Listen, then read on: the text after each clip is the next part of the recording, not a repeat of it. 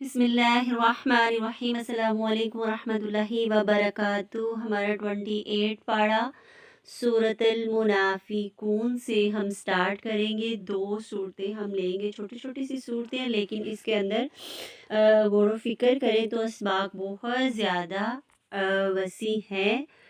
ہمیں اپنے دلوں کو اور ذہنوں کو وسیع کرنا ہوگا، ٹھیک ہے؟ تو اسی کے ساتھ ہم صورت کو سٹارٹ کریں گے۔ سورۃ المنافقون یہ مدنی صورت ہے، اس میں 11 آیات اور 2 رکوع ہے۔ اذا جاءک المنافقون، اے نبی صلی اللہ علیہ وسلم، جب یہ منافق تمہارے پاس آتے ہیں تو کہتے ہیں ہم گواہی دیتے ہیں کہ آپ صلی اللہ علیہ وسلم یقیناً اللہ کے رسول ہیں۔ یہ کون سا مرض ہے؟ ان کو مرض نفاق کی حقیقت ہے جو 1 سے 4 آیت تک بتائی جا رہی ہے۔ آگے دیکھتے ہیں۔ ہاں، اللہ جانتا ہے کہ تم ضرور اس کے رسول ہو، مگر اللہ گواہی دیتا ہے کہ یہ منافق کتے جھوٹے ہیں۔ انہوں نے اپنی قسموں کو ڈھال بنا رکھا ہے، وہ صرف اپنے آپ کو سچا کرنے کے لیے، دکھانے کے لیے کیا کرتے ہیں؟ قسمیں کھاتے ہیں۔ منہ پہ سچے بنتے ہیں لیکن اصل میں اندر سے وہ دلوں کے کالے اور جھوٹے ہیں۔ کون گواہی دے رہا ہے؟ اللہ تعالیٰ گواہی دے رہا ہے۔ واللہ یشہد، اللہ تعالیٰ فرما رہا ہے، اللہ تعالیٰ گواہی دے رہا ہے کہ لا کاذبون، منافقین، کہ منافق کیا ہے؟ کاذبون، جھوٹے ہیں۔ انہوں نے اپنی قسموں کو ڈال بنایا ہوا ہے بس، ٹھیک ہے؟ اور یہ بری حرکتیں ہیں ان لوگوں کی۔ پھر نیکسٹ دیکھتے ہیں، اللہ نے اسی وجہ سے ان کے دلوں پر موڑ لگا دی تھی، ان کے کفر کے سبب۔ نفاق کا علاج انفاق سے، کیسے؟ 10 سے 11 تک دیکھتے ہیں کہ نفاق کا کیا ہے کہ انفقو، خرچ کرو۔ تم کیا خرچ کرنا ہے؟ اللہ کے دیے ہوئے مال سے اللہ کی راہ میں خرچ کرنا ہے تاکہ وہ ہمیں دگنا عطا فرمائے۔ کیسے؟ اللہ تعالیٰ نے فرمایا کہ یہ وہی لوگ ہیں جو کہتے ہیں رسول اللہ صلی اللہ علیہ وسلم کے ساتھیوں پر خرچ کرنا بند کر دو تاکہ یہ منتشر ہو جائے، حالانکہ زمین و آسمان کی خزانوں کا مالک کون ہے؟ اللہ تعالیٰ۔ مگر یہ منافق سمجھتے ہی نہیں ہیں، یہ کہتے ہیں ہم مدینے واپس پہنچ جائیں تو جو عزت والا ہے وہ ذلیل کو وہاں سے نکال باہر کرے گا، حالانکہ عزت تو اللہ اور اس کے رسول صلی اللہ علیہ وسلم اور مومنین کے لیے، مگر یہ منافق جانتے ہی نہیں ہیں۔ نفاق کا علاج اب کس سے ہوگا؟ انفاق سے، خرچ سے ہوگا۔ لیکن یہ اپنے آپ کو بڑے ہوشیار سمجھتے ہیں اور کیا کہتے ہیں کہ تم اپنا مال مسلمانوں کے لیے، صدقات کے لیے بالکل بند کر دو، ٹھیک ہے؟ یہ منافق کا رد عمل ہے۔ تو اللہ تعالیٰ کیا فرما رہا ہے؟ اللہ تعالیٰ فرماتے ہیں یا ایھا الذین آمنوا، اے لوگوں جو ایمان لائے ہو، تمہارے مال، تمہاری اولادیں تم کو اللہ کی یاد سے غافل نہ کر دیں، اس لیے تم کیا کرو؟ اللہ کی راہ میں خرچ کرو، جو رزق ہم نے تمہیں دیا ہے اس میں سے خرچ کرو، اللہ تعالیٰ فرما رہا ہے۔ اور اس کے کہ اس باوجود اس کے قبل اس کے کہ تم کو موت آ جائے، اپنی موت سے پہلے پہلے یہ کام کر لو تو زیادہ بیسٹ ہے۔ اللہ تعالیٰ فرما رہا ہے احدکم الموت، کہ یہ نہ ہو کہ تمہاری موت کا وقت قریب آ جائے، تم مر جاؤ اور پھر تمہارا کسی کام نہیں آئے گا، ٹھیک ہے؟ تو اللہ تعالیٰ ہمیں کیا کر رہا ہے؟ خبردار کر رہا ہے کہ تمہاری مال اور تمہاری اولاد ہے، اللہ کی راہ میں قربان کر دو، وہی اصل حقدار ہے۔ تو ہم نے کیا کرنا ہے؟ اپنی مال اور اولاد اللہ کے لیے وقف کر دینی ہے، ان کو اللہ کا دین سکھائیں، قرآن سکھائیں اور با ایمان ہو جائیں۔ آگے نیکسٹ صورت دیکھ لیتے ہیں جس میں شروع سے یسبحوا للہ، پھر سے اللہ کی تسبیح کے حوالے سے فرمایا جا رہا ہے ایمان باللہ، ٹھیک ہے؟ کہ اللہ پر ایمان رکھو۔ اور آگے سابقہ قومیں رسولوں پر ایمان کیوں نہیں لائی، اپنے غور و فکر کرنا ہے اور ان کے دباجوں کو پڑھنا ہے، ان کی موضوعوں کو پڑھنا ہے تاکہ اچھے طریقے سے ہماری سمجھ میں سارا جو ترجمہ ہے، اس کی جو صفات ہے، اس کے اندر جو ہمارے لیے ہدایت ہے، اس کو سمجھ آ جائے کہ وہ کیوں نہیں یہ کرتے تھے۔ کیا تمہیں ان لوگوں کی کوئی خبر نہیں جنہوں نے ان سے پہلے کفر کیا، مطلب کہ پہلے رسولوں کی امتوں نے اپنی شامت کا امال کا وہ مزہ چکھ لیا انہوں نے. کون سے؟ ان کے لیے کیا ہے؟ دردناک عذاب ہے. انہوں نے اپنے رسولوں کو جھٹلایا تھا، ان کا ساتھ نہیں دیا تھا، ان کے کہنے نہیں مانے تھے. جتنی بھی سابقہ قومیں تھیں وہ اس لیے ایمان نہیں لاتی تھی. وہ بار بار کیا کہتے تھے؟ ان کے پاس کھلی کھلی نشانیاں آتی تھی، مگر پھر بھی وہ کیا کرتے تھے؟ ایمان ہی نہیں لاتے تھے. اس طرح انہوں نے کیا کیا؟ انکار کر دیا، منہ پھیر دیا. کبھی کہتے تھے کہ نشانیاں دکھائیں، کبھی کچھ، لیکن وہ کیا تھے؟ بے پرواہ تھے. تو اللہ کیا ہے؟ اللہ غنی حمید، اللہ تو بے نیاز ہے. پھر 8 اور 10 آیات میں ہار اور جیت کے حوالے سے ہے کہ مومن اور کافر کے غبن کا دن خسارے کا دن ہے. کافر کا خسارہ کیا ہے؟ ایمان چھوڑنے کی وجہ سے ہوگا. کافر کا خسارہ کب ہوگا؟ منکرین جو بڑے بڑے دعوے کرتے ہیں نا کہ وہ مریں گے تو دیکھیں گے، یہ ہوگا تو وہ ہوگا. ہار اور جیت کا اصل دن ہی وہ ہے. کب؟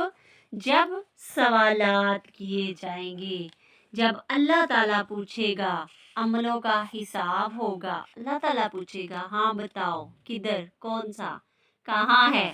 ٹھیک ہے، بس ایمان لاؤ پھر اللہ اور اس کے رسول پر، اس روشنی پر جو ہم نے نازل کی. مثلاً کہ یہ قرآن، یہ کیا کرتے ہیں؟ مشکلات میں دل کو کا جمنا ایمان کی نشانی ہے.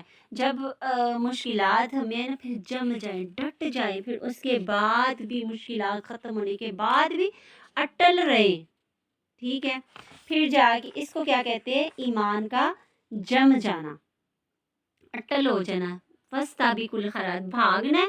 اور کل بھی ہم نے یہ پڑھا تھا کہ سیسا پلائی دیوار کی طرح ہم نے سخت اور الرٹ رہنا ہے. ٹھیک ہے، اللہ تعالیٰ کیا فرماتا ہے کہ تم میرے اوپر ایمان لاؤ اور وَيَعْمَلْ صالحاً، کیا کرو؟